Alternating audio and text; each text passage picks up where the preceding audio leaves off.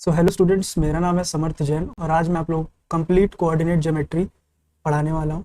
तो आप में से अगर कोई भी किसी भी एसएससी एग्ज़ाम की तैयारी कर रहा है, सीजीएल, सीएचएसएल, एमटीएस या सीपीओ, तो उसके लिए ये वीडियो बहुत सही होने वाला है। कोऑर्डिनेट ज्योमेट्री से मैं इसलिए शुरू कर रहा हूँ क्योंकि यार लास्ट ईयर एसएससी ने कोऑर्डिनेट ज्योमेट्री से बहुत क्वेश्चन पूछे हैं और बहुत से बच्चों के क्वेश्चन काफ़ी छूट गए क्योंकि वो इस चैप्टर को उतना इंपॉर्टेंस नहीं देते थे पहले। तो इसलिए मैंने सोचा कि इसी से शुरू करना चाहिए। बात कर लेते हैं कि मैं अपने बारे में थोड़ा बता देता हूँ आपको। तो मैंने एसएससी सीजीएल 2024 जो कि मेरा पहला अटेम्प्ट था वो मैंने क्लियर किया था। मुझे पोस्टल डिपार्टमेंट मिला था पर घर में कुछ प्रॉब्लम्स थी तो मैं ज्वाइन नहीं कर पाया। 2025 जो कि दूसरा अटेम्प्ट मैंने दिया, बट उसमें मेरी कट ऑफ तो जीएसटी इंस्पेक्टर ऑफिस सुपरिंटेंडेंट की क्लियर हो गई थी, बट कंप्यूटर में कट ऑफ नहीं क्लियर हो पाई। आप में से जिसने भी दिया होगा उसको मालूम होगा यार कि क्या एसएससी ने लास्ट ईयर किया है। कंप्यूटर का बहुत अनएक्सपेक्टेड और बहुत टफ पेपर दिया था। ऑलमोस्ट सबने गेस वर्क किया, तो जिसकी किस्मत अच्छी थी उसके सही हो गए और जिसकी नहीं अच्छी थी तो उसके बहुत कम मार्क्स आ गए, इस वजह से मेरा भी रह गया। खैर मैं उसमें डेप्थ में नहीं जाना चाहता। अब मैं बता देता हूँ आपको अपनी क्वालिफिकेशंस के बारे में। तो मैंने जो है बीएससी किया हुआ है पीसीएम से। ये 10th 12th के मार्क्स मैंने आपको इसलिए बताया है कि मेरी मैथ्स काफ़ी अच्छी थी और इसी वजह से मुझे एसएससी की तैयारी के दौरान काफ़ी फ़ायदा भी मिला, मैथ्स और इंग्लिश में खासकर। तो यार अब आते हैं चैप्टर पर। जैसा कि आप स्क्रीन पे देख पा रहे होगे, ये एक्स एक्सिस है, ये वाई एक्सिस है और ये एक कार्टेशियन प्लेन इसको बोलते हैं। और एक्स और वाई एक्सिस जहाँ पर काटती है उसको ओरिजिन बोलते हैं। तो बेसिकली कोऑर्डिनेट ज्योमेट्री में हम लोग कुछ नहीं सीखते हैं, बस कोऑर्डिनेट्स ही सीखते हैं। कोऑर्डिनेट्स मतलब जैसे इस प्लेन पर कोई भी पॉइंट अगर होगा, जैसे मान लेते हैं वो यहाँ पर है, तो यार इसका लोकेशन क्या होगी। तो इसकी लोकेशन हम लोग निकालने के लिए क्या करते हैं, हम लोग एक्स कॉमा वाई के फॉर्म में लिखते हैं इसको, एक्स कॉमा वाई। तो एक्स कॉमा वाई, जहाँ पर एक्स वाला जो पार्ट होता है इसको हम लोग बोलते हैं एब्सिसा, और जो ये y वाला होता है इसको हम लोग बोलते हैं ऑर्डिनेट। बस इसमें इतना ही समझना है। और एक्स वाई जहां पर कट करते हैं एक दूसरे को उसको बोलते हैं ओरिजिन, जिसका पॉइंट के कोऑर्डिनेट्स होते हैं 0,0 0,0। इस तरह से हम लोग लिखते हैं। तो जैसे मैंने कहा, ये मान लेते हैं पॉइंट P है तो इसके कोऑर्डिनेट्स क्या हो जाएंगे, तो x कॉमा वाई के फॉर्म में लिखेंगे। तो x कितनी डिस्टेंस है यहाँ से, ये आपको देखो कुछ नहीं करना है, परपेंडिकुलर ये लेना है और ये यहाँ से लेना है, ये तो ये दो डिस्टेंस पर है। तो यहाँ 2x हो गया और y कितना हो गया, ऊपर 3 है तो ये 2,3 हो गया। बस आपको ये समझना है किसी भी पॉइंट की लोकेशन में x कॉमा वाई के फॉर्म में लिखना है और x जो है जितना लेफ्ट या राइट है वो पॉइंट वो लिखना है। अगर ओरिजिन के इधर जाएंगे लेफ्ट में तो माइनस में पॉइंट चलेगा और राइट में रहेंगे तो प्लस में रहेगा। इसी तरह ऊपर या नीचे जाएंगे तो वो y कोऑर्डिनेट होगा और 0 के नीचे जाएंगे तो नेगेटिव माइनस में रहेगा और ऊपर जाएंगे तो प्लस में रहेगा। बस इतना सही है। जैसा कि मैं अगर आपको बस प्लस माइनस में बता दूं तो यहाँ पर इसको जो बोलते हैं, ये एक्स वाई और वाई एक्सिस जब काट रही है तो 4 इसके भाग बन रहे, 4 पार्ट, तो इसको फर्स्ट क्वाड्रेंट बोलते हैं। तो इसमें कैसे पॉइंट आते हैं, प्लस प्लस में रहेंगे। देखो जैसे 2,3 प्लस प्लस में रहा। लेकिन जब यहाँ पर आएंगे तो यहाँ पर आपका पॉइंट माइनस कॉमा प्लस में रहेगा, क्योंकि x कॉमा वाई में लिखेंगे x यहाँ पर माइनस में चल रहा है। यहाँ पर ये है सेकेंड क्वाड्रेंट, ये है थर्ड क्वाड्रेंट। यहाँ पर आपका x तो माइनस में रहेगा, साथ ही साथ y भी माइनस में हो गया, ये देखो देख सकते हो ये। और ये है फोर्थ क्वाड्रेंट जहाँ पर x आपका देखो राइट में है तो प्लस हो जाएगा और y क्या है, नीचे ही है, हम लोग नीचे जा रहे हैं तो माइनस में। तो इस तरह के पॉइंट्स आएंगे आपके। तो ये हो गया, बस इतना ही इसमें समझना था आपको, इससे ज़्यादा क्वेश्चंस आते नहीं है, लेकिन ये बेस है बिल्कुल कोऑर्डिनेट ज्योमेट्री का। अब ये है डिस्टेंस फार्मूला। क्वेश्चंस हम लोग करेंगे उससे पहले मैं आपको डिस्टेंस फार्मूला बस बता देता हूँ, फिर ट्रिक भी बता दूंगा क्या है। देखो डिस्टेंस फार्मूला ये आप देख सकते हो, सीधा सा इसका फार्मूला है कि अगर दो पॉइंट है, जैसे P1 था x1, y1 और P2 था x2, y2, तो कुछ नहीं करना है, जो एक्स एक्स वाला है उनका सब्ट्रैक्ट करना है एक दूसरे से और उसका स्क्वायर कर देना है, और फिर y और y वाले को सब्ट्रैक्ट करना है, y2 माइनस y1 और उसका स्क्वायर कर देना है, ऐड करके रूट ले लेना है, बस ये है डिस्टेंस।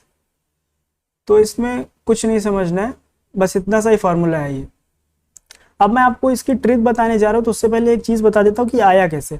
अब देखो यार, ये जैसे ये एक पॉइंट ये था, एक पॉइंट ये था, तो इसके बीच की डिस्टेंस ये d होगी, तो ये d है, और यहां से अगर परपेंडिकुलर गिराओगे और ये रही लाइन, ये बेस है, ये परपेंडिकुलर बन रहा है, तो ये देखो ध्यान से देखो, ये राइट एंगल ट्रायंगल बन रहा है। तो राइट एंगल ट्रायंगल में ये डी क्या हो गई, इसकी हाइपोटेन्यूज सबसे बड़ी वाली साइड हो गई। तो इसका क्या फॉर्मूला होता है, इसका होता है कि ये perpendicular square plus base square. तो परपेंडिकुलर हम लोग को निकालना है, तो कुछ नहीं करना है, P2 का ये परपेंडिकुलर पूरा यहाँ से कितना है, ये 6 दिया है, ये 5 है, सॉरी y वाला है ना, ऊपर हम लोग आए हैं 5 यहाँ से, तो ये है 5, और P1 क्या है, P1 का y है 1, जो कि है 1 ऊपर है। तो इन दोनों को अगर डिफरेंस ले लेंगे तो ये परपेंडिकुलर की लेंथ आपकी आ जाएगी, देखो लिखा भी है y2 माइनस y1, तो ये 5 माइनस 1 बराबर 4 हो गया। इसी तरह बेस क्या है भाई, P2 का जो ये कितनी दूरी पर था, ये x, इसका 6 था, तो x2 6 हो गया, और P1 कितनी दूरी पर था, तो ये 3 दूरी पर था, तो इसकी ये डिस्टेंस जो बेस है ये क्या हो जाएगा, x2 माइनस x1 बराबर 6 माइनस 3 बराबर 3।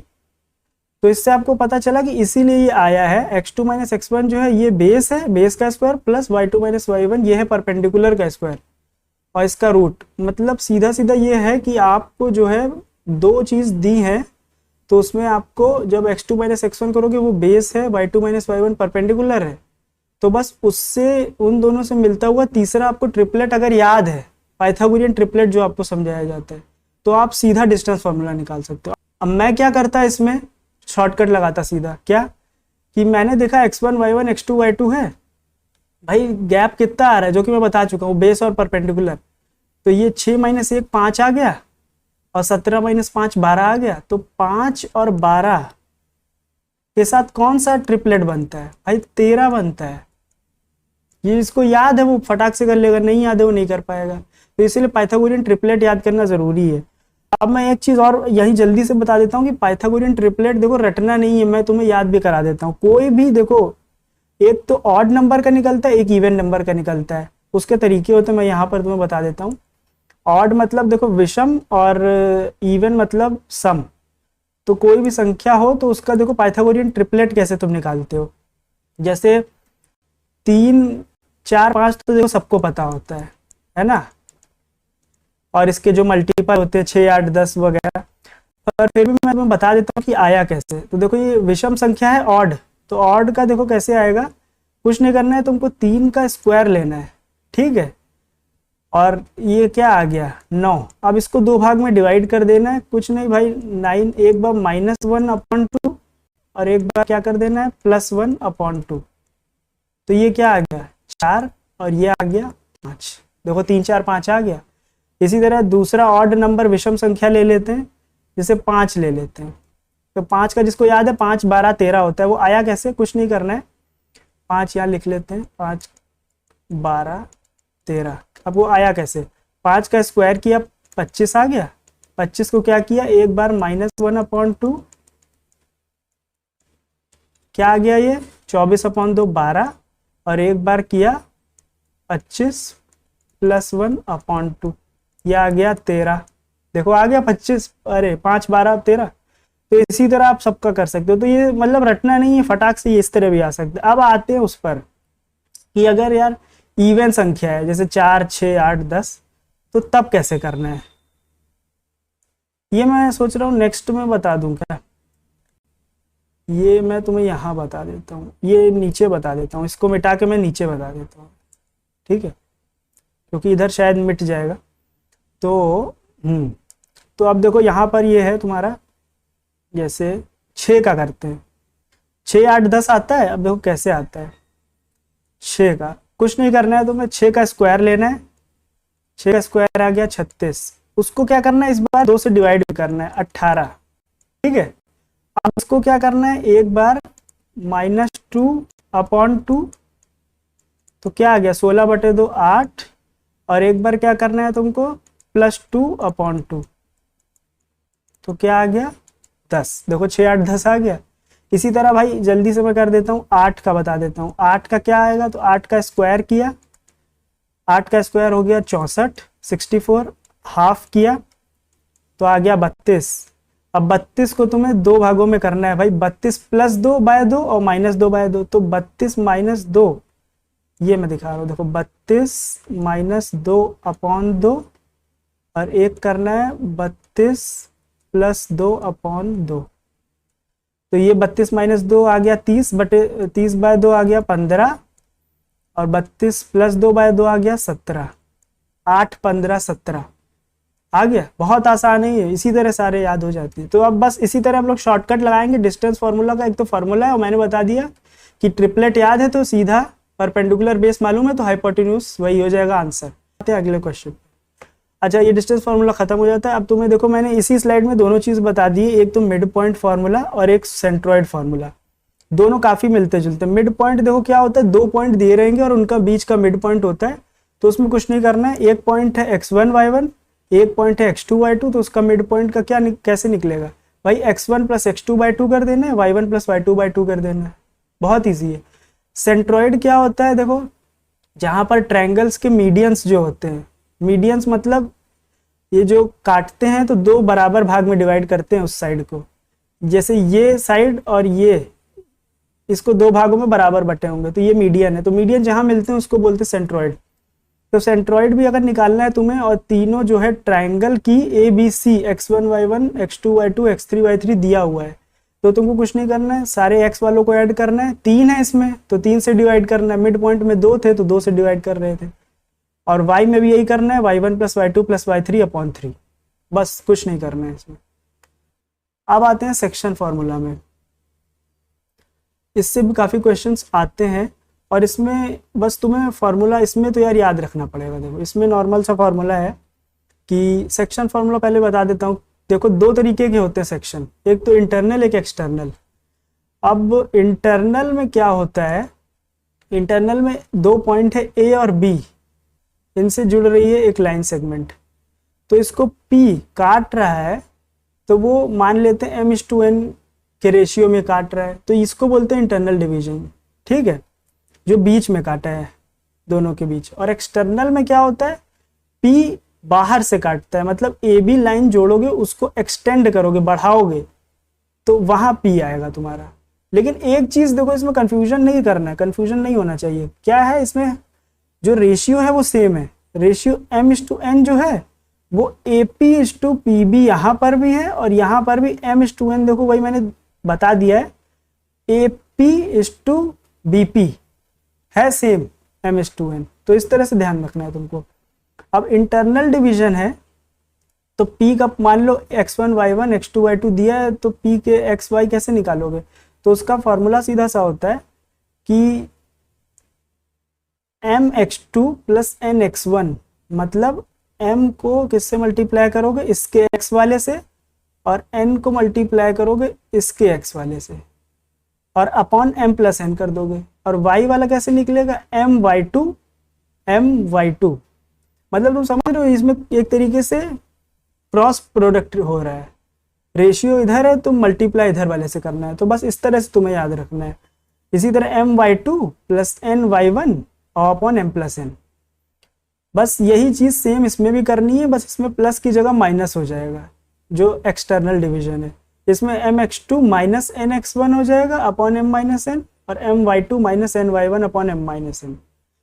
अब आते हैं हम लोग अगले कॉन्सेप्ट पर जो कि है रिफ्लेक्शन। और ये यार बहुत अच्छा टॉपिक है, ये इतनी बड़ी टेबल दिख रही है लेकिन मैं तुम्हें ऐसे इतना अच्छा लॉजिक बता दूंगा ना कि तुम्हें देखते ही क्वेश्चन सॉल्व हो जाएंगे। इसमें कुछ नहीं रटना है, मैं रटवाऊंगा ही नहीं, तुम्हें अपने आप याद हो जाएगा। पता नहीं फार्मूला लोग बताते रहते हैं या ये रट लो ये रट लो, मैं कुछ नहीं, मैं तुम्हें सीधा मिड पॉइंट का जो कॉन्सेप्ट होता है ना उसके जरिए मैं बताऊंगा कि रिफ्लेक्शन क्या है। तो बहुत सही है, आगे मैं बताता हूँ। जैसे ये क्वेश्चन दिया है तो यहीं पर मैं तुम्हें थोड़ा सा बता देता हूँ कि रिफ्लेक्शन है क्या यार। जैसे कोई भी लाइन या कुछ भी लिखा है तुम्हें कहा जाएगा कि यार ये है एक पॉइंट, ठीक है, ये है एक लाइन, कोई भी लाइन है जनरल, तो यार ये पूछा जाएगा कि कोई भी एक पॉइंट ये x, y, इसका रिफ्लेक्शन बताओ कहाँ हो, क्या होगा। तो रिफ्लेक्शन पता है क्या होता है? रिफ्लेक्शन कुछ नहीं है, रिफ्लेक्शन का मतलब ये है कि वो पॉइंट बताओ,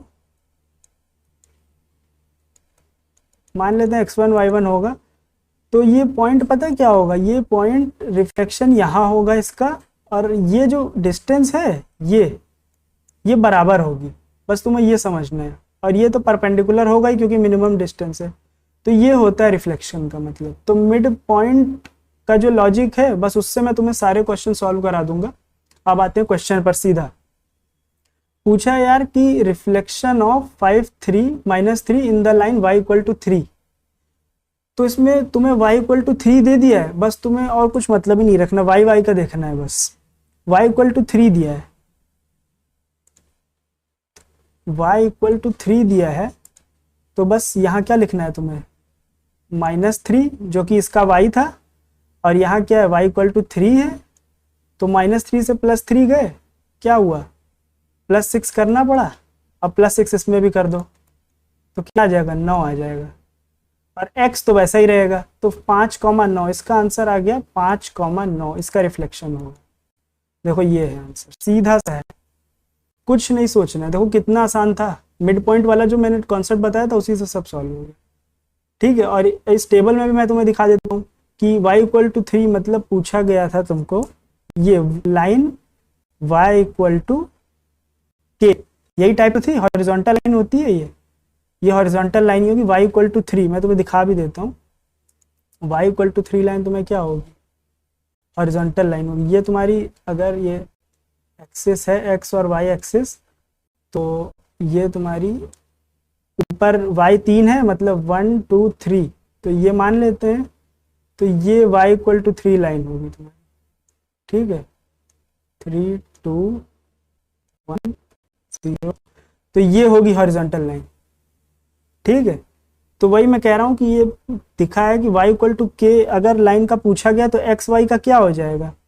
ये फार्मूला वगैरह दिया है, तुम्हें फार्मूला वगैरह कुछ रटना ही नहीं है, तुम्हें मेरे बस लॉजिक के हिसाब से चलना है कि यार y = 3 दिया था और वो बीच में रहेगी लाइन, तो बीच में लिखा 3 और इधर लिखा जो दिया है इसका y -3, और जो इसमें चेंज हो रहा है वही इसमें चेंज कर देंगे तो वही हो जाएगा, और 5 वैसा का वैसा रहेगा।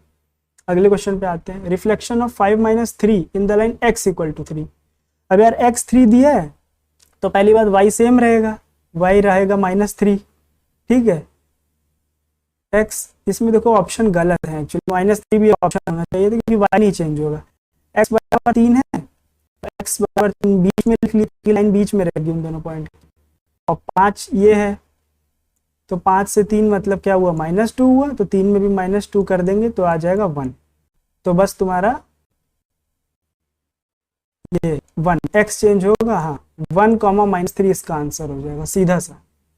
इस टेबल में भी लिखा होगा।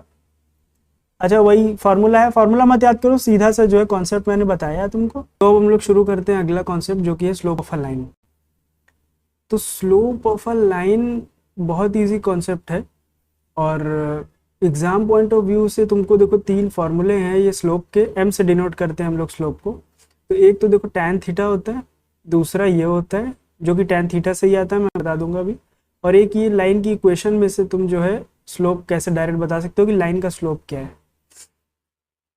ये 3 फार्मूले हैं। बाकी अब आते हैं स्लोप क्या होता है। तो स्लोप यार कुछ नहीं है, बस x एक्सिस से उस लाइन का इंक्लिनेशन कितना है, कितनी उठी हुई है, किस एंगल पर उठी हुई है, तो इंक्लिनेशन कितना है, ये होता है स्लोप। बाकी ये भी कह सकते हो कि जैसे लाइन है कोई, तो लाइन में आगे जाने पर वो कितना ऊपर जा रही है या नीचे जा रही है। जैसे ये वाली लाइन तो देखो ऊपर जा रही है, लाइन एक बार ऐसे भी तो हो सकती है कि तुम्हारी नेगेटिव स्लोप की वो लाइन होगी, ये ध्यान रखना, मतलब स्लोप नेगेटिव भी होता है।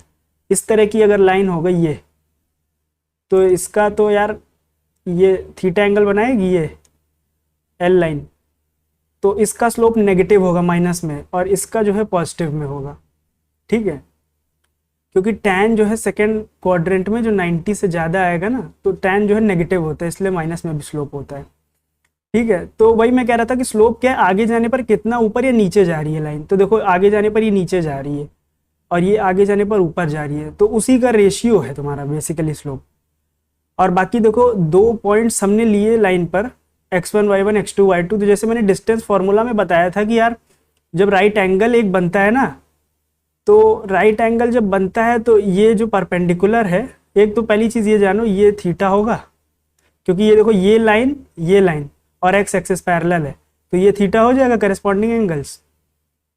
तो ये डिस्टेंस क्या होगी, ये परपेंडिकुलर है, ये डिस्टेंस हो जाएगी, मैंने बताया था y2 माइनस y1, और ये डिस्टेंस हो जाएगी x2 माइनस x1।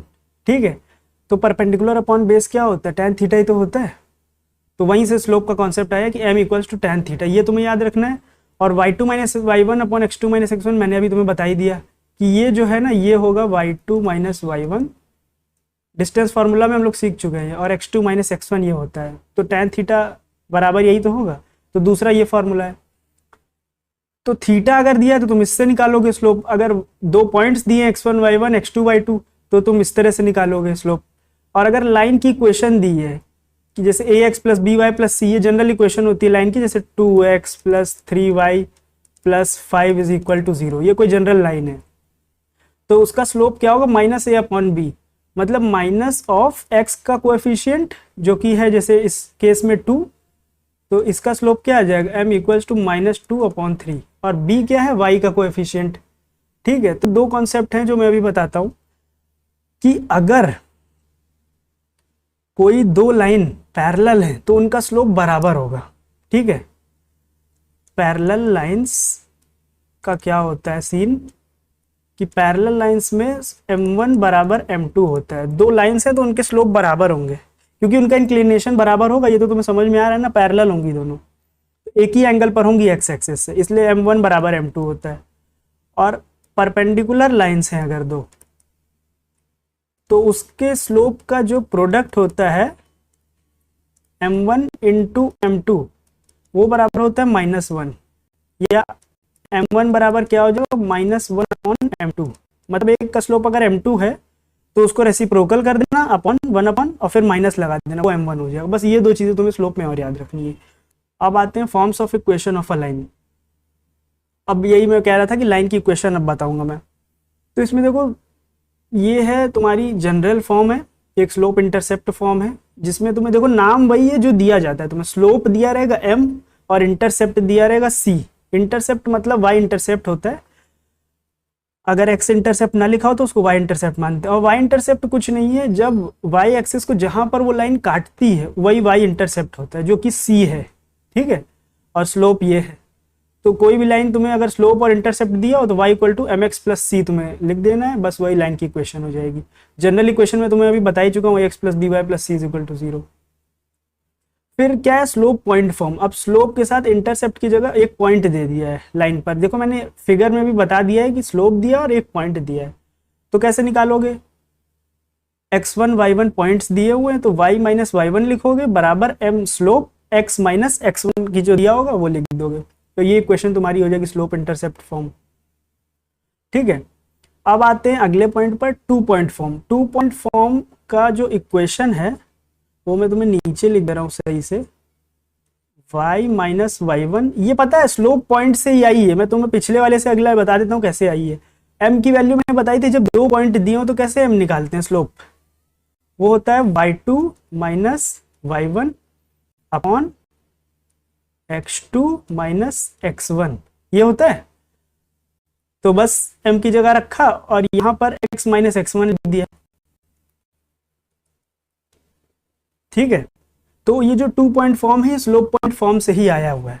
ठीक है, y माइनस y1। ठीक है, इंटरसेप्ट फॉर्म पर अब आते हैं। अब इंटरसेप्ट मैंने बताया तुम्हें दो तरीके के इंटरसेप्ट होते हैं, X intercept, Y intercept. X intercept वो होता है जहां पर लाइन एक्स एक्सिस को काट रही है, और वाई इंटरसेप्ट होता है जहां पर वाई एक्सिस को काट रही है। अच्छा, एक और चीज, जहां पर वाई इंटरसेप्ट बनेगा मतलब वाई एक्सिस को जहां काटेगी लाइन, तो एक और चीज याद रखना, x0 होगा वहां पर, शायद मैं पहले बता चुका हूं लेकिन बता दे रहा हूं। तो वाई इंटरसेप्ट एक्स इंटरसेप्ट जब भी निकालना हो ना तुम्हें, तो वाई इंटरसेप्ट निकालना हो तो x0 रख दो लाइन में, तो y इंटरसेप्ट आ जाएगा, और अगर y इंटरसेप्ट निकालना है तो x इंटरसेप्ट निकालना हो तो y इंटरसेप्ट 0 रख, मतलब y 0 रख दो। ठीक है, तो बस बहुत ईजी है ये। तो इसकी इक्वेशन नॉर्मल यही है कि x upon a plus Y upon B बराबर 1, जहां पर a और b तुम्हारे x और y इंटरसेप्ट है। ठीक है, अब देखो एंगल बिटवीन लाइंस पूछा है, जो मैंने तुम्हें बताया नहीं था तब। अब देखो सिंपल सा है कि स्लोप से ही आता है ये एंगल बिटवीन लाइंस, तो उसका फॉर्मूला सीधा से ये है,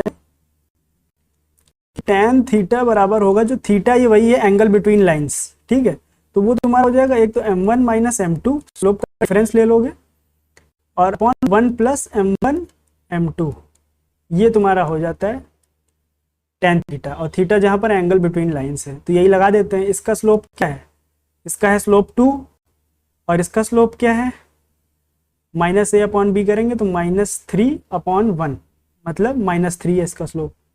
तो एक का है 2 और एक का है इसका स्लोप -3/1, और इसका क्या है 2। ठीक है, तो 2 -3 मतलब 2 + 3, और अपॉन 1 + 2 × -3 क्या हो जाएगा, -6। अब ये क्या हो जाएगा, 6/-6, मतलब ये आ गया -1। अब तुम्हें इतना तो पता होना चाहिए कि यार ये tan जो है 135 जो है -1 होता है। ठीक है, तो थीटा बराबर जो है, एक तो देखो क्या पूछा है, एक्यूट एंगल, एक्यूट मतलब 90 से कम वाला, तो इसके हिसाब से तो 135 आ गया है, और बाकी एक्यूट निकालना है तो उसके लिए तुम क्या कर दोगे, 180 से माइनस कर दोगे इस एंगल को जो आया है, तो ये तुम्हारा 45 आ जाएगा। इस तरह से देखो याद कर सकते हो कि जैसे tan 45 तो याद है 1 होता है, और वही tan 90 + 45 मतलब 135 वो -1 होता है, ये याद रख सकते हो। बाकी जिसने ट्रिग्नोमेट्री पढ़ी है उसको तो पता है कि हाँ tan 135 निकाल सकते हैं, -1 आता है, क्योंकि सेकंड क्वाड्रेंट में tan नेगेटिव होता है।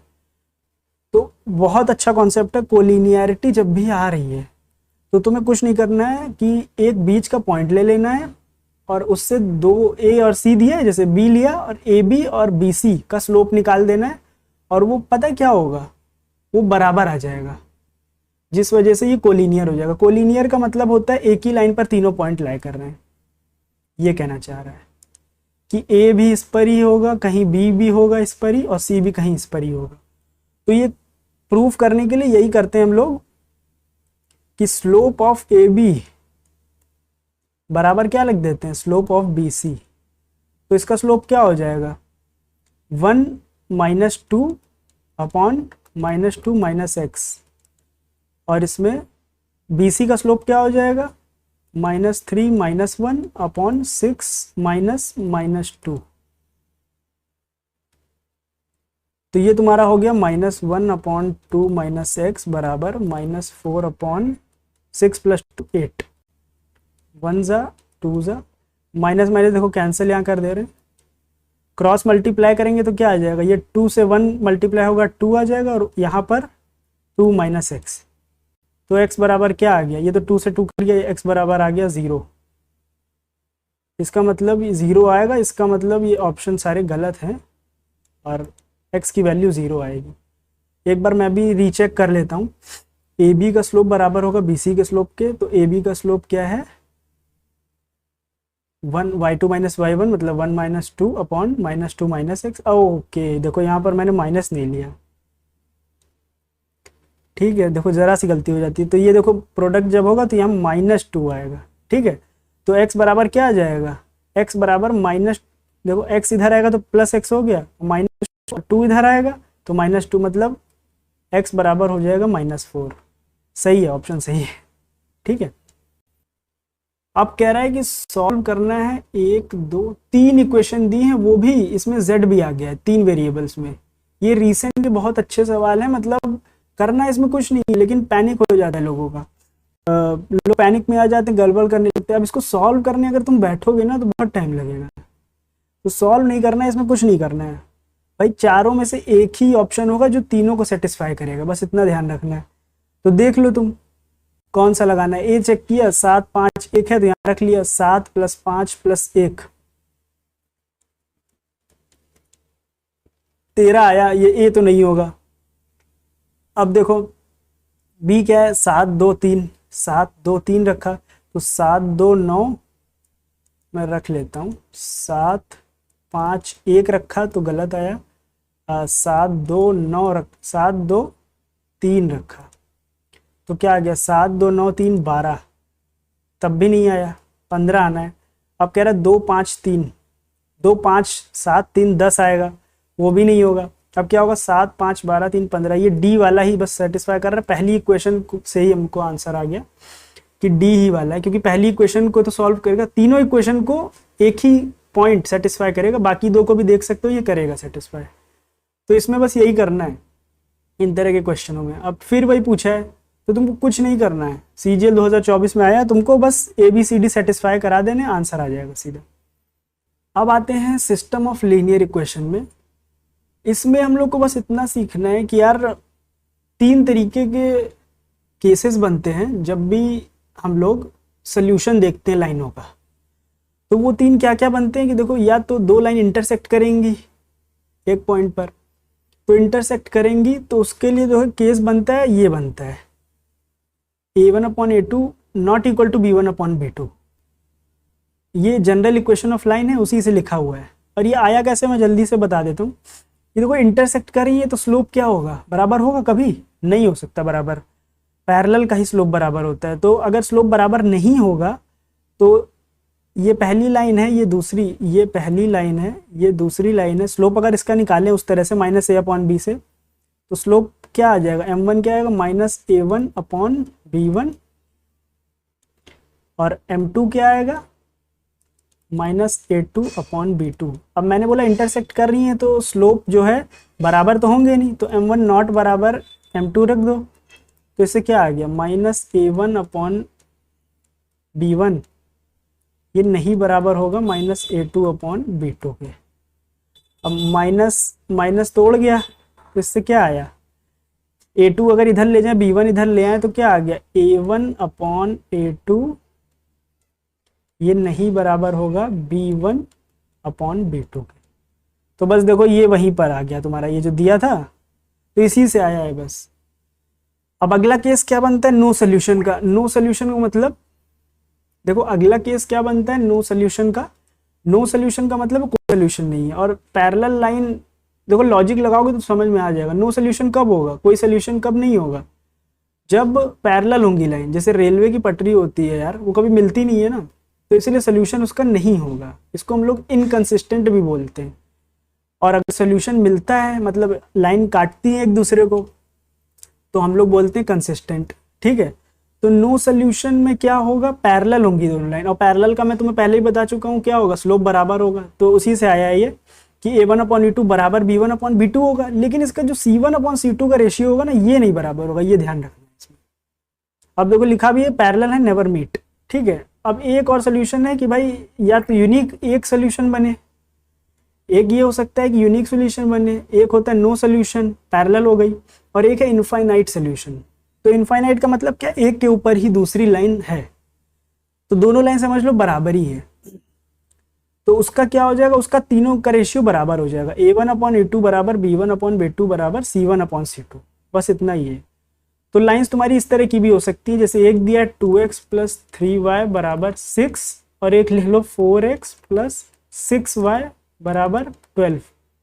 अब इसको 2 से काट दोगे तो ये वही तो आ जाएगा, इसका डबल ही तो है ये पूरा, समझ रहे हो। तो ये दोनों लाइन इनफाइनाइट सोल्यूशन होंगे, मतलब एक के ऊपर एक ही होगी, अलग लाइन नहीं है दोनों। हम लोग नेक्स्ट मैंने आपको समझा दिया, जो कि है तुम्हारा distance from a point to a line. आपको समझ में एक लाइन से एक पॉइंट की दूरी तो एक बार और रिपीट करके मिनिमम डिस्टेंस होती है वो परपेंडिकुलर डिस्टेंस। ठीक है, जैसे कि ये बना बात है क्वेश्चंस पर, इस पर। और दूसरा है कि डिस्टेंस बिटवीन टू पैरेलल, ये एंड ये है यूनिक सोल्यूशन। पैरेलल लाइन से क्यों पूछी जाती है, क्योंकि अगर इंटरसेक्ट करेगी, आपस में लाइन काटेगी, तो फिर डिस्टेंस तो 0 हो जाएगा। एक सोल्यूशन तो पैरेलल लाइन से होती है जिनके बीच में डिस्टेंस एक बनी रहती है बराबर, मतलब स्लोप बराबर नहीं, तो वही इसीलिए पूछा जाता है डिस्टेंस बिटवीन पैरेलल लाइंस। और एक पूछा जाता है distance of a point from a line. B1/B2 ये भी मैं बाद में बताऊंगा। फुट ऑफ परपेंडिकुलर क्या है, अभी ये पढ़ लेते हैं वैल्यूज। तो अगर तुम्हें कोई भी पॉइंट दिया रहेगा एक्स नॉट वाई नॉट और डिस्टेंस पूछी जाएगी उसकी उस लाइन से, लाइन है जनरल कोई भी x plus B Y plus c बराबर 0, तो उसकी डिस्टेंस तुम्हारी डी बराबर a x nought plus B y nought plus c upon under root a square plus b square हो जाएगी। अब ये देखो एक्स नॉट वाई नॉट ये कैसे आ गया, मतलब तुम्हें बस पॉइंट लाइन में सेटिस्फाई करा देना, यही X naught Y naught satisfy करा लेते हो ना, एक्स नॉट वाई नॉट रख देना एक्स वाई की जगह, सेटिस्फाई आंसर आ गया। तो बस ये कर देना, मॉड लिखा है यहाँ पर, मॉड का मतलब होता है कोई भी नेगेटिव अगर आएगी वैल्यू माइनस में तो उसको प्लस कर देना, क्योंकि डिस्टेंस पॉजिटिव होता है हमेशा, ठीक है। दो लाइंस और upon under root a square plus b square है, इसमें देखो पाइथागोरियन ट्रिपलेट जो मैंने बताया था वो फायदा आएगा, जैसे 5 12 आ गया अगर तो 13 बन जाएगा सीधे, मतलब ये कैलकुलेट नहीं करना पड़ेगा, कह रहा है मतलब। अब आते हैं distance between two parallel lines, तो इसमें भी यार कुछ नहीं करना है, सोल्यूशन लाइन दो दी रहेंगी। अच्छा हाँ एक चीज और देखो, दिख रहा है ए बी सेम है, C1 C2 मैंने डिफरेंट लिखा है, देखो ए बी इसलिए सेम लिखा है क्योंकि अगर तुम्हें दो लाइंस दी है तो उनका ए बी पता है सेम बना लेना, देखो स्लोप तो बराबर होगा क्योंकि पैरेलल लाइंस है, लेकिन कभी कभी क्या होता है ना, जैसे यहाँ x प्लस वाई लिखा है, यहाँ पर 2x प्लस 2y लिखा है, रेशियो तो बराबर है क्योंकि स्लोप बराबर आ रहा है, स्लोप 1 है दोनों का, लेकिन इसको हाफ से मल्टीप्लाई कर लेना या इसको 2 से मल्टीप्लाई कर लेना, क्योंकि पता है देखो एक ही वेरिएबल है, ए बी सेम रहेगा तभी C1 C2 का डिफरेंस लेना है, तो बस इतना जरूरत नहीं है हम लोगों को। और इसका डिस्टेंस क्या होता है, d बराबर c वाले को बस माइनस कर देना, C1 माइनस C2 और upon under root a square plus b square, वही जो उसमें कर रहे थे, ए ऑप्शन। अगले कॉन्सेप्ट पर बहुत जबरदस्त मैं इसका शॉर्टकट बताने वाला हूँ, एरिया ऑफ ट्रायंगल। ये देखो ये बुक्स वगैरह में फॉर्मूला लिखा रहता है और बहुत से लोग शिफ्टिंग ऑफ एक्सिस मतलब shifting of point two origin और पता नहीं क्या क्या बताते हैं, एक पॉइंट को 0 0 पर ले आते हैं। मैं कुछ नहीं बताऊंगा, मैं तुम्हें ऐसा फॉर्मूला बताऊंगा ना, फॉर्मूला भी नहीं है वो, मतलब ऐसे ट्रिक बताऊंगा ना कि एरिया ऑफ ट्रायंगल पे भी लग जाएगा और एरिया ऑफ क्वाड्रिलेटरल भी पूछता है कभी कभी, 4 पॉइंट्स जिसके होते देता है तो उसमें भी लग जाएगा, और पॉलीगन जितने भी पूछ ले, मतलब मैं तुम्हें एक बस चीज बता दूंगा और तुम उससे किसी भी चीज़ का एरिया निकाल सकते हो। अब मैं बता देता हूँ कैसे करना है। तो मान लो ट्रायंगल दिया है तुम्हें, x1 y1 x2 y2 x3 y3 3 vertices उसके पॉइंट्स दिए हुए हैं, तो तुम्हें कुछ नहीं करना है, तुम्हें एक बार क्या करना है, ऐसे लिखना शुरू करना है बस, x1 y1 x2 y2 x3 y3 और फिर एक बार रिपीट कर देना है x1 y1, बस ये चीज़ ध्यान रखना है कि एक बार रिपीट कर देना है। अब एक बार क्या करना है, ऐसे ऐसे और ऐसे प्रोडक्ट करना है, मल्टीप्लाई, ठीक है, मल्टीप्लाई कर देना। और एक बार क्या करना है, एक बार इसको इससे और इसको इससे मल्टीप्लाई कर देना है। तो मल्टीप्लाई करने के बाद क्या होगा तुम्हारा, मैं एक सेकंड बता, ये इसको इससे और इसको इससे मल्टीप्लाई कर देना, और उसके बाद जो है जो आएगा ना, x वाला जो आया उसको लिखना है, मान लेता हूं मैं a आया, और फिर y का जो मल्टीप्लाई किया सारा उसका लिखना, फिर उसको सब्ट्रैक्ट कर देना b से बस, और उसको पॉजिटिव बना लेना, क्योंकि एरिया ऑफ ट्रायंगल भी एरिया पॉजिटिव आएगा ना, नेगेटिव तो आएगा नहीं, पॉजिटिव बना लेना और एक बार हाफ कर देना उसका, बस तुम्हें इतना ही करना है और तुम्हारा एरिया आ जाएगा। मैं करके बस तुम्हें दिखा देता हूँ 2 क्वेश्चन से, एक क्वेश्चन जो भी आता है तो क्वेश्चन से ही मैं तुमको दिखा देता हूँ, बहुत आसान है, ये फार्मूला भूल जाओगे तुम, कोई ज़रूरत ही नहीं है, बाकी जिसको याद है अच्छी बात है, लेकिन बिना फार्मूले के भी हो सकता है। तो ये पूछा है एरिया ऑफ ट्रायंगल बताना है, ABC दिया हुआ है, तो मैंने क्या बताया था, 4 लिखो 6 लिखो, कॉमा नहीं लिखना, 4 6 14 2 8 12 और एक बार और लिख लेना है, इसका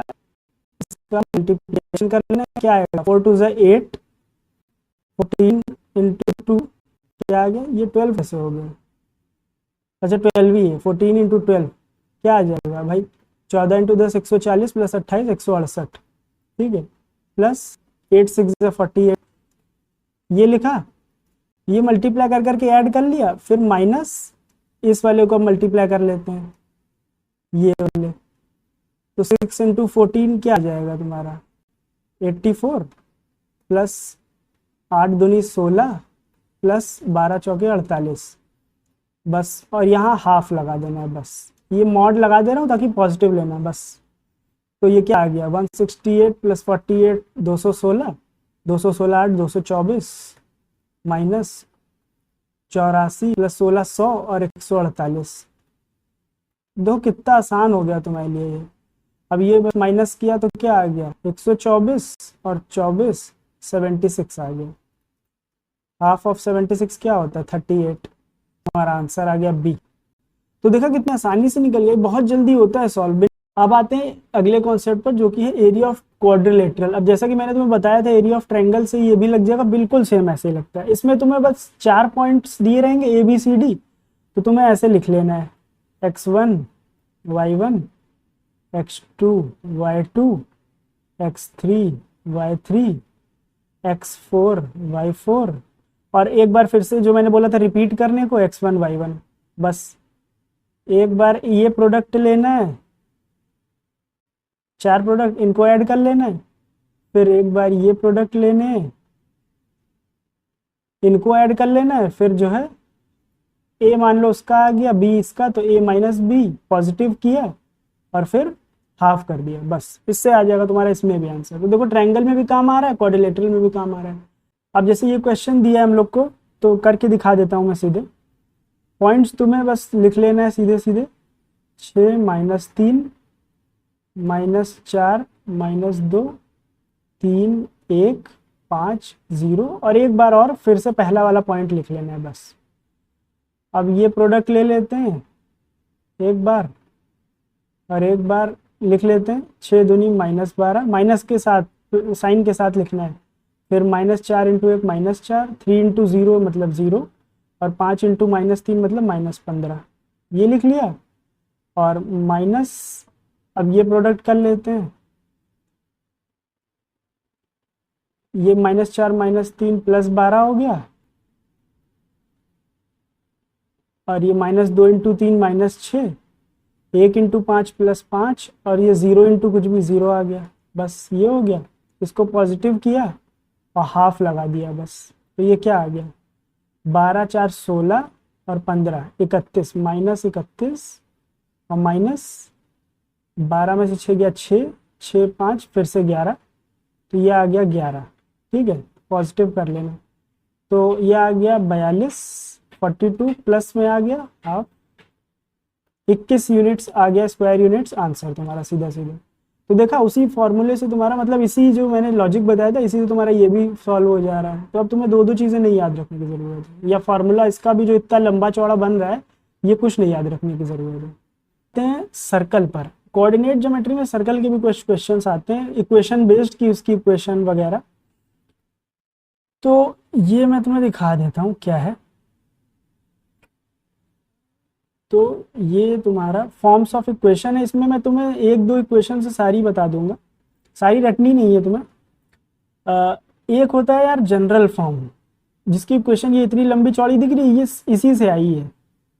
ये तुम्हारी ये जो x minus H plus Y minus K ये होल स्क्वायर बराबर आर स्क्वायर है, इसी से सारी आई है। ये भी कह लो और ये भी कह लो, ये भी और ये भी।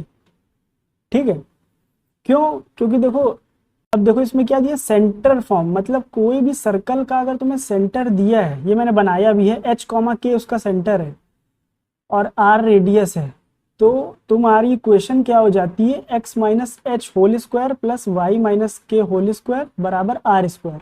r मतलब रेडियस, h के सेंटर है। अब ये अगला क्वेश्चन के अगला मतलब इक्वेशन क्या है स्टैंडर्ड फॉर्म, मतलब सेंटर जो है ओरिजिन पर है अगर सर्कल का, ये इस तरह का सर्कल 0,0 पर इसका ओरिजिन है, तो इक्वेशन क्या हो जाएगी भाई h और k 0 हो गया, तो यहाँ 0 रखोगे तो क्या आ जाएगा X square plus Y square बराबर आर स्क्वायर ही तो आ जाएगा। यही तो इक्वेशन लिखी है ये।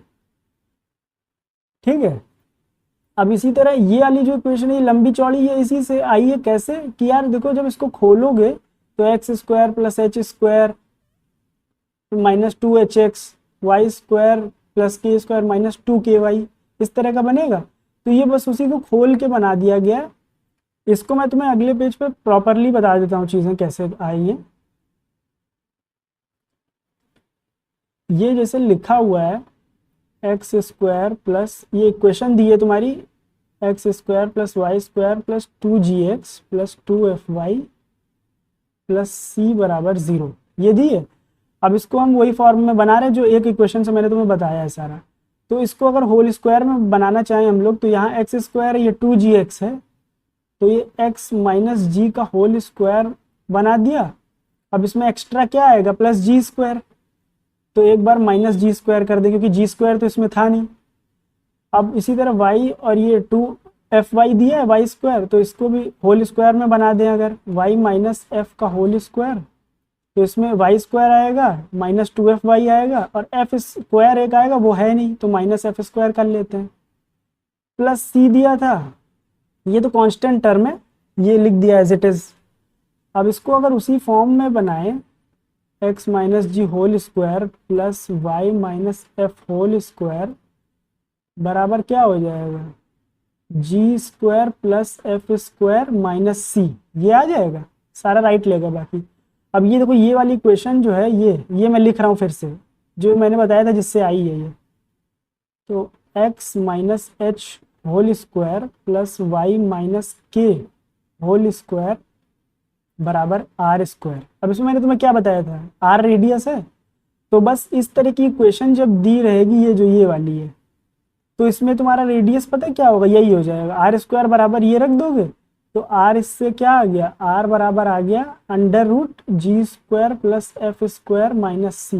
मेरा कहने का मतलब है ये इक्वेशन इसी से आई है, ये है मेन इक्वेशन तुम्हारी ये, ठीक है।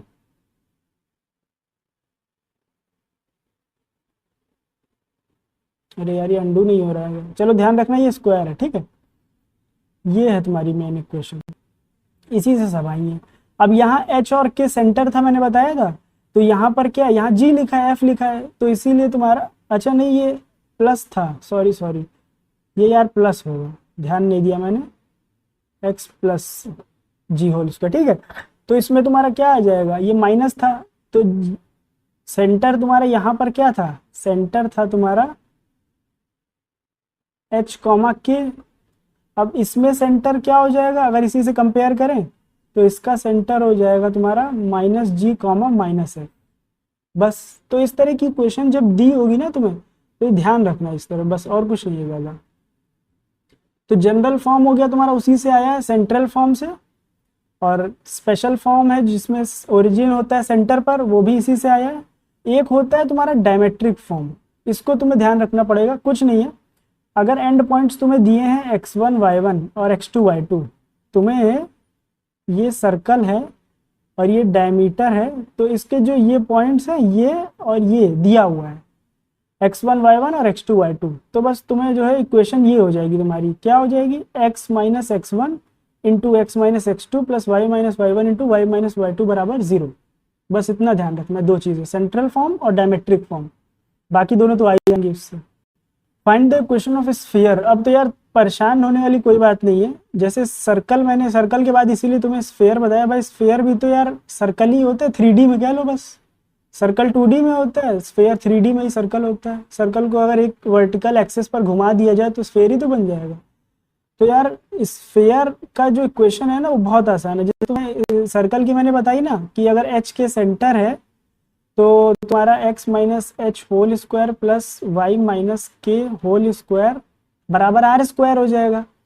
अब इसमें देखो 3D होता है ना, तो 3 वेरिएबल्स होते हैं, 3 कोऑर्डिनेट पे बनता है ये, तो स्फीयर 3D होता है, तो क्या होगा, एक और वेरिएबल आ जाएगा z, मान लेते हैं z माइनस एच के ले लिया, कुछ भी ले लो यार, l ले लो बरा स्क्वायर, ये एक और टर्म आ जाएगा इसमें बस, और ये बराबर आर स्क्वायर हो जाएगा। बस इतना सा है इसकी इक्वेशन। अब इसका सेंटर देखो क्या दिया हुआ है, सेंटर है -1 2 -3 और रेडियस है 3, CHSL 2024 में आया है, तो बस रख देंगे हम लोग x माइनस -1 का whole square plus y minus 2 का whole square plus z minus -3 का होल स्क्वायर बराबर r क्या है 3, तो 3 का स्क्वायर 9, तो बस आ गया x माइनस -1 मतलब x प्लस 1 का होल स्क्वायर, x प्लस 1 का होल स्क्वायर है X square plus 1 plus 2x, y minus 2 का whole square Y square minus 4y plus 4 plus z minus plus -3 मतलब प्लस 3 का होल स्क्वायर, तो z square plus 9 plus 6x बराबर 9। 9 से 9 ये cut गया, क्या बचा अपने पास, x square plus 2x 2x वाले देखो यहाँ पर एक्स स्क्वायर वाले टर्म सारे साथ में हैं, तो इस तरह से ही लिख लेते हैं ताकि आसान रहे हम लोग। एक्स स्क्वायर वाई स्क्वायर इधर बचा और जेड स्क्वायर ये रहा। अब एक्स वाले टर्म्स लिख लेते हैं, एक्स वाई जेड वाले, तो 2x माइनस 4y और z कहाँ गया, अच्छा ये z होगा यार, ठीक है z होगा, z होगा z प्लस 3 का होल स्क्वायर प्लस 6z, और ये आ गया तुम्हारा 1 प्लस 4 5, तो ये तो कट ही गया था, तो प्लस 5 बराबर 0। ये क्वेश्चन आ गई हमारी, देखो कहाँ पर है भाई, एक्स वाई जेड माइनस आ गया, ये तो है नहीं, प्लस है 2 माइनस 3 आ गया, ये भी गलत हो गया, प्लस माइनस 4 और प्लस 3 होगा प्लस 6। ये तो यार सारे गलत हैं यार ऑप्शंस। अब आते हैं इस पर, ये भी बहुत अच्छा कॉन्सेप्ट है।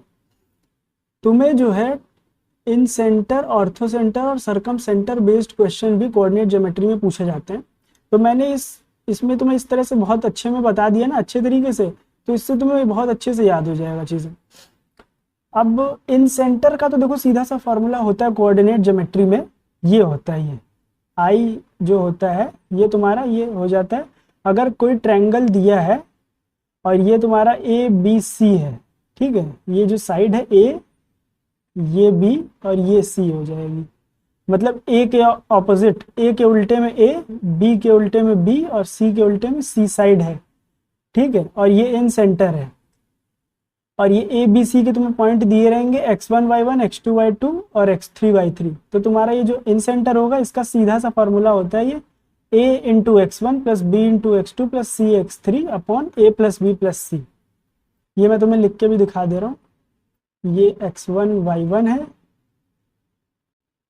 b ये x2 y2 है और ये c x3 y3 है, ठीक है, और ये तुम्हारा ए के उल्टे वाली साइड ये सी एफ है, ए है, बी के उल्टे वाली ये बी है और सी के उल्टे वाली सी है। तो ये तुम्हारा सीधा फार्मूला होता है, ये तो तुम्हें देखो याद करना पड़ेगा। और y वाला क्या होता है, a into y one plus b into y two plus c into y three upon a plus b plus c. अब इन सेंटर का तो देखो तुम्हें याद करना पड़ेगा, फार्मूला डायरेक्ट है, लेकिन ऑर्थो सेंटर सरकम सेंटर में डायरेक्ट फार्मूला है ही नहीं, तुम्हें लॉजिक से समझना है। क्या है कि भाई दिया है कि ए बी सी अगर ट्रायंगल है और ऑर्थो सेंटर निकालना है। पहले तो मैं थोड़ा सा बता देता हूँ, ना पता हो ऑर्थो सेंटर, ऑर्थो सेंटर कुछ नहीं है, एक साइड, मतलब एक साइड ये ली, इस पर परपेंडिकुलर खींचना है और वो यहाँ से जाना चाहिए। तो इसी तरह तीनों में जब करोगे, सी से परपेंडिकुलर इस पर खींचोगे, बी से इस पर और ए से इस पर, तो जहाँ मीट करते हैं ये पॉइंट, तो उनको ओ ऑर्थो सेंटर बोलते हैं, ओ से रिप्रेजेंट करते हैं। देखो लिखा भी है पॉइंट वेयर ऑल्टीट्यूड्स मीट। अब देखो क्या लिखा है, no simple general formula, formula नहीं है, लेकिन करते कैसे हैं, बेस्ड ऑन वर्टेक्स कोऑर्डिनेट। अगर x1 y1 x2 y2 x3 y3 दी है तो तुम नहीं निकाल सकते, लेकिन कैसे निकालेंगे, found by solving equation of altitude lines. ये खैर बेकार है, इसको छोड़ो।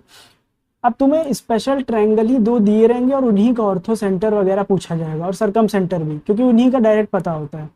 या तो तुम्हें देखो राइट एंगल ट्रायंगल का दिया रहेगा, राइट एंगल ट्रायंगल, क्यों, क्योंकि राइट एंगल ट्रायंगल जो होता है ना, उसका ऑर्थो सेंटर अगर तुम्हें याद हो तो वो पता है कौन सा होता है, जो वर्टेक्स पे 90 डिग्री बन रहा होता है, यही होता है। क्योंकि मैंने अभी तुम्हें क्या बताया कि ये होती है राइट एंगल ट्रायंगल। अब इस साइड से अगर परपेंडिकुलर खींचो इस पर, ए बी सी, सी से परपेंडिकुलर खींचा ए बी पर, तो यही तो हो गई, इसकी साइड ही तो है। और ए से खींचा बी सी पर परपेंडिकुलर, तो ये ए बी हो गई। और ये ए सी है, इस पर भी खींच दो अगर बी से, तो वो भी बी से ही तो जाएगा, ऐसे बी से जाएगा परपेंडिकुलर। अब ये तीनों मिले कहाँ पर, ये तीनों ये बी पर ही तो मिले। तो राइट एंगल ट्रायंगल में ऑर्थो सेंटर बी ही होता है, जो 90 डिग्री होता है जिसमें, वही होता है ऑर्थो सेंटर। तो तुम्हें डायरेक्ट पता है राइट एंगल ट्रायंगल का जो राइट एंगल जिसमें 90 डिग्री वाला पॉइंट होगा वही हो जाएगा ऑर्थो सेंटर। और इक्विलेटरल ट्रायंगल में ओ कहाँ होता है, सेंट्रॉइड पे। ये अगर तुम्हें ध्यान हो, इक्विलेटरल में सारे सेंटर जो होते हैं ना, इक्विलेटरल ट्रायंगल में सारे सेंटर एक ही जगह लाई करते हैं, बिल्कुल बीचों बीच, चाहे इन सेंटर हो, चाहे सरकम सेंटर हो, चाहे ऑर्थो सेंटर हो, चाहे जो सेंटर हो, सेंट्रॉइड पर। और सेंट्रॉइड का तुम्हें फॉर्मूला मैं पहले ही बता चुका हूँ, याद है ना, x1 plus x2 plus x3 upon 3, y1 plus y2 plus y3 upon 3। तो उसके लिए तुम्हें ऑर्थो कोई भी सेंटर पूछा हो तुम सीधा वही लगा दोगे, वर्टिसेस दी रही होंगी x1 y1 x2 y2, वही लगा देना। और राइट एंगल ट्रायंगल में मैंने बता ही दिया, जो बी वाली साइड होगी जिसमें 90 डिग्री है वो ऑर्थो सेंटर हो जाएगा। अब आते हैं सरकम सेंटर पर। इसमें भी वही चीज है, जनरल फार्मूला है नहीं। पहले सरकम सेंटर बता देता हूँ। सरकम सेंटर देखो कुछ नहीं है, जहां परपेंडिकुलर बाइसेक्टर मीट करते हैं वो होता है। परपेंडिकुलर बाइसेक्टर मतलब कि यहाँ परपेंडिकुलर बना रहे थे हम लोग, बस यहाँ पर बाइसेक्टर भी है, मतलब बाइसेक्टर मतलब ये बराबर ये, समझ रहे हो। तो परपेंडिकुलर तो ए बी है, इस पर ये जो ये लाइन है ये परपेंडिकुलर तो है ही, प्लस साथ साथ ए बी को दो बराबर भाग में भी डिवाइड कर रही है। तो ये होते हैं परपेंडिकुलर बाइसेक्टर, और ये जहां मिलते हैं उनसे बनता है सरकम सेंटर। और ये पता है ए बी और सी तीनों से बराबर डिस्टेंस पर होता है। क्यों? क्योंकि देखो सरकम सेंटर से सरकम सर्कल बनता है। सरकम सेंटर सी है तो इस पर एक सर्कल बन जाएगा इससे, जो ए बी सी से जाएगा। और ये सारी डिस्टेंस बराबर क्यों होंगी? क्योंकि ये रेडियस है, सेंटर से पॉइंट आखिर तक जा रहा है तो ये रेडियस ही तो है, तीनों आ रही तो है। तो ये होता है किसमें पॉइंट। अब करना क्या है कि राइट एंगल ट्रायंगल में स्पेशल चीज होती है कि राइट एंगल ट्रायंगल जैसे ऑर्थो सेंटर बी पर होता है, वैसे ही सरकम सेंटर जो है ना राइट एंगल ट्रायंगल में, वो तुम्हारा जो बड़ी वाली साइड होती है हाइपोटेन्यूज, उसके बीच में लाई करता है। तो बस अगर ये दो पॉइंट तुम्हें दिए रहे हो ए और सी, तो इसका मिड पॉइंट है, मिड पॉइंट फार्मूला लगा देना, तो राइट एंगल का तुम्हारा सरकम सेंटर आ जाएगा। और इक्विलेटरल ट्रायंगल में तो मैंने तुम्हें बता ही दिया, सारे सेंटर्स सेंट्रॉइड पे लाई करते हैं, सेंट्रॉइड का फार्मूला तुमको पता ही है। तो बस ये लगा देना, तुमको इतना ध्यान रखना और कुछ नहीं है। मैंने इन सेंटर बता दिया तुम्हें। अच्छा एक और चीज, इक्विलेटरल ट्रायंगल अगर है और इन सेंटर भी पूछा है तो तुम ये नहीं लगाने बैठना। जो फार्मूला मैंने बताया ना, क्यों लगाओगे भाई, जब पता है सेंट्रॉइड पे ही सारे हैं इक्विलेटरल ट्रायंगल के, तो सेंट्रॉइड वाला फार्मूला लगाना, आराम से हो जाएगा। Triangle ABC ortho centre is ये एंड सरकम सेंटर इज ये, फाइंड सेंट्रॉइड। अब एक कॉन्सेप्ट बस है, वो मैं तुम्हें बता देता हूँ बस। इसमें क्या होता है यार, एक यूलर्स लाइन होती है, ऑयलर्स लाइन भी बोलते हैं कुछ लोग। तो इसमें क्या होता है, एक रेशियो होता है, उसमें क्या कहता है कि ओ जी सी, ठीक है। बुक्स में यार ये ओ जी सी का पता है नोटेशन गड़बड़ है बहुत, मैं तो ऐसे याद करता हूँ, मैं तुम्हें याद भी करा दे रहा हूँ। तो अगर ओ ऑर्थो सेंटर है यहाँ पर है, जी सेंट्रॉइड होता है पता है तुमको, और सी को सरकम सेंटर मान ले वो यहाँ पर है, तो ये जो रेशियो होता है ये पता है क्या होता है, जी जो है ओ सी को 2:1 में काटता है, ठीक है। ये चीज ध्यान रखना है तुम्हें। और ये कैसे याद रखोगे पता है, मेन चीज ये है, ओएनजीसी का नाम यार तुम लोगों ने पढ़ा होगा, इसी तरह मैंने भी याद किया था, oil and natural gas corporation, बस आज ऐसे ही याद कर लेना। तो ओएनजीसी, ओ से जी जाने में कितना आगे जाना पड़ा यार, 2 बार आगे जाना पड़ा, तो ये हो गया तुम्हारा रेशियो 2। और जी से सी जाने के लिए क्या जाना पड़ा, 1 जाना पड़ा आगे, तो ये तुम्हारा 1। तो इस तरह से तुम्हें याद हो गया ONGC, तो OG 2 है और H2 ये 1 है। बस अब तुम्हें यही बहुत स्पेशल ये रेशियो था, याद रखना है, आगे ट्रायंगल चैप्टर में भी बहुत काम आएगा। याद करने का तरीका मैंने बता दिया, अब मैं तुम्हें क्वेश्चन बता देता हूँ क्या कह रहा है। कह रहा है ऑर्थो सेंटर इज 9, -3 और सरकम सेंटर सी है 0, 6। अब कह रहा है जी निकालो। अब ये तुम्हें सेक्शन फार्मूला मैंने पढ़ाया था, इंटरनल डिवीजन, तो बस वैसे निकाल लेंगे। जी के कोऑर्डिनेट x क्या हो जाएगा भाई, ये m है ये n है, क्या करते थे हम लोग, क्रॉस मल्टीप्लाई करते थे। तो m इंटू x1 मतलब 0 प्लस n इंटू y1 मतलब 9 अपॉन m प्लस n मतलब 2 + 1 3, क्या आ गया ये 9/3 मतलब 3। अब देख लेंगे ये ए बी सी डी में 3 एक ही है, तो यही ऑप्शन हो जाएगा सही। अगर 2 दिए होते तो निकाल भी लेते हम लोग। y वाला क्या हो जाएगा, m इंटू y1, y1 क्या है m इंटू y2 सॉरी 6, दूसरे वाले से मल्टीप्लाई करते हैं, plus n into y1 upon m plus n 3, 6 दूनी 12 - 3 9/3, ये भी आ गया, तो ये आ गया। तो इसमें सबसे मेन चीज़ ये ध्यान रखनी थी कि OG/GC तुम्हें पता होना चाहिए, तब सेक्शन फार्मूला लगा पाओगे, नहीं तो नहीं लगा पाओगे, ठीक है। यार लास्ट क्वेश्चन है इस वीडियो का, ये बहुत छोटा सा कॉन्सेप्ट है, मैं तुम्हें बस बता देता हूँ 2 मिनट में। जैसे हम लोगों ने कोऑर्डिनेट ज्योमेट्री के स्टार्टिंग में सीखा था कि यार हम लोग x, y में रिप्रेजेंट करते हैं, x, y से कोई भी पॉइंट को 2, 3 ले लो, 4, 5 ले लो। तो अब इसको हम लोग बस पोलर कोऑर्डिनेट्स में कैसे करते हैं ये सीखना है। पोलर कोऑर्डिनेट्स कुछ नहीं है, जैसे हम लोग x, y में कर रहे थे वैसे ही हम लोग उस तरह से कर लेंगे इसको, बस मैं बता देता हूँ कहना क्या चाहता है ये। पोलर कोऑर्डिनेट ये कहता है कि जैसे ये एक पॉइंट है x, y, तो इसको पोलर कोऑर्डिनेट में कैसे लिखोगे? इसको लिखने का ये तरीका है कि अगर इसकी ओरिजिन से डिस्टेंस निकाल लें r, ठीक है, और ये किस एंगल पर है थीटा, तो ये कहता है कि कोई भी ये x, y को हम लोग इस तरह से लिख सकते हैं r cos theta, r sin theta, ये कहता है। तो हम लोग अब देखो निकालते हैं कैसे। अब r निकालने के लिए क्या करना पड़ेगा, मैं तुम्हें पता है रटवाना नहीं चाहता, इसलिए मैं तुम्हें फिगर बता रहा हूँ। फिगर से एक बार पढ़ लोगे तो फॉर्मूला रटना नहीं पड़ेगा। नहीं तो पता है क्या होता है इसमें, r निकाला जाता है, r होता है under root X square plus Y square, r निकाल लो, r रख दो। और थीटा कैसे निकालते हैं, वो tan थीटा होता है y अपॉन एक्स। इस तरह से सीधा फॉर्मूला रटोगे। तो मैं बस फिगर से बता देता हूँ कैसे आया ये। तो r equal to X square plus Y square कैसे आया भाई, ये डिस्टेंस अभी मैं तुम्हें बता चुका हूँ। x, y का मतलब क्या, ये y है, ये पॉइंट ऊपर था और इतना राइट में था, मतलब x। तो ये तो क्या बन रहा है, ये यहाँ से देख लो चाहे कहीं से देख लो, ये राइट एंगल ट्रायंगल बन रहा है, ये y मतलब ये भी y है। तो ये राइट एंगल ट्रायंगल है, तो ये क्या हो गया, इसकी हाइपोटेन्यूज मतलब X square plus Y square का अंडर रूट, यही तो r होगा। तो बस ये r आ गया इससे। और ये थीटा कैसे निकालोगे, ये थीटा देखो ये y है और ये x है, तो ये भी x है। तो यहाँ tan थीटा अगर लगाओगे और ये भी 90 डिग्री वाला है ट्रायंगल, राइट एंगल ट्रायंगल, तो ये tan थीटा क्या हो जाएगा, y upon x, perpendicular upon base ही तो होता है। तो बस यहाँ से ये आ गया। और इस वजह से तुम किसी भी एक्स वाई वाले पॉइंट को r cos theta r sin theta में लिखोगे तो वो पोलर कोऑर्डिनेट हो जाएगा। तो अब आते हैं अपने क्वेश्चन पर, 2 मिनट का है बस, ठीक है। ये दिया है 1, √3 को पोलर कोऑर्डिनेट में कैसे लिखेंगे, ये पूछ रहा है। तो यार अपने x मतलब क्या दिया है 1 और y दिया है √3, ठीक है। तो कैसे निकालेंगे, हमने अभी बताया r क्या है under root X square plus Y square, तो अंडर रूट 1 का स्क्वायर प्लस √3 का होल स्क्वायर, क्या आ जाएगा ये 1 + 3 मतलब 4, अंडर रूट 4 मतलब 2, r आ गया 2।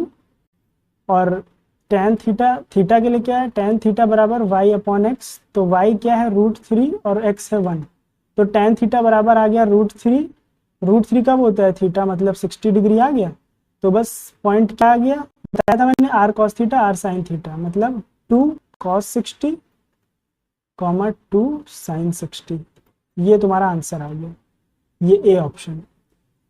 बहुत इजी है, बस मैंने तुम्हें फिगर से समझा भी दिया कैसे आया, याद रहेगा फार्मूला, अब तुम्हें नहीं तो भूल सकते थे। अब यार थैंक यू वेरी मच जो भी आप लोगों में से इस वीडियो के एंड तक आ पाया है। मैं आपको कॉन्ग्रेचुलेट भी इसलिए कहना चाहूँगा कि आप इतना मतलब सीरियस हो कि आपने जो है एग्ज़ाम से पहले ये चैप्टर ख़त्म किया। और बाकी मैं यही कहना चाहूँगा यार, सबसे इम्पोर्टेंट मेरे लिए ये है कि यार आप लोग कमेंट ज़रूर करना, लाइक सब्सक्राइब शेयर वो सब अपनी जगह है, वो आपको जैसा भी आपको ठीक लगता है वैसे कर देना, तो हम लोग को अप्रिशिएशन ही मिलता है। बट सबसे इम्पोर्टेंट है कमेंट करना कि यार पीपीटी राइटिंग समझाने का तरीका वगैरह क्या चीज़, मतलब कोई प्रॉब्लम तो नहीं है समझने में किसी भी क्वेश्चन में क्या है, तो कमेंट ज़रूर करना आप लोग ना, तो उससे मैं आगे की वीडियोस बनाऊंगा तो उसका ध्यान रखूंगा। प्लस जितना आप लोग ये 2 वे में रखना चाहता हूँ, 1 वे रहेगा ना मेरी तरफ से सिर्फ, तो यार वो अच्छा नहीं लगता है। वो 2 वे रहता है ना तो यार पता चलता है क्या प्रॉब्लम से क्या अच्छा लगा, अच्छा भी लगा तो ज़रूर बताना कुछ आपको चीज़ बहुत अच्छी लगी हो, तो यार हम लोग को अप्रिशिएशन मिलता है। और मैंने सोचा है कि यार ये CGL मेंस तक मैं सारे आपको चैप्टर्स पढ़ा दूँ, तो आप लोग यही शेयर वगैरह भी कर लेना। और कमेंट का मैंने बता ही दिया है, और बाकी लेक्चर्स भी बस आ ही रहे हैं, मैं पीपीटी पर काम कर रहा हूँ उन पर। अब आगे का चैप्टर्स भी कौन से आने वाले ये भी मैं देख रहा हूँ। बाकी आप लोग ये भी कमेंट कर देना कि यार कौन सा चैप्टर आप लोग के लिए बहुत इंपॉर्टेंट है या बहुत टफ लगता है अभी भी आपको, तो मैं उस पर ट्राई कर लूँगा। अगर उसका जल्दी बन जाता है पीपीटी तो मैं उस पर पढ़ा दूँगा पहले। तो थैंक यू वेरी मच।